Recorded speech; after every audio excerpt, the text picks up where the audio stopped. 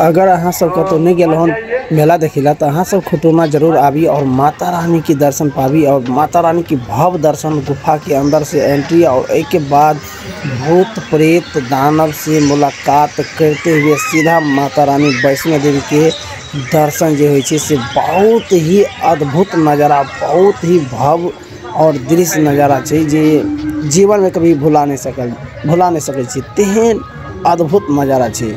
और के अहाँ अबै छी तो जब गुफा में एंट्री करे छी हमरा सब जब गुफा के अंदर जो आवाज़ चिड़चिड़ाहट जे चिल्लाई के आवाज़ सुनै छी तै के से मनमोहक चीज़ और ये चीज़ सुन के पते नहीं लगे छै कि हम कौन दुनिया से निकललू और कौन दुनिया में चली आवाज़ सुनिए कर। तो अहाँ सब वीडियो देखबै कि कनी चैनल के सब्सक्राइब कर दियो और प्यारा सा कमेंट कर। फेसबुक पर देखबै तो पेज के फॉलो कर देबै। अहाँ सबसे रिक्वेस्ट है और अहाँ सब जय माता दी जरूर कमेंट में लिखबै।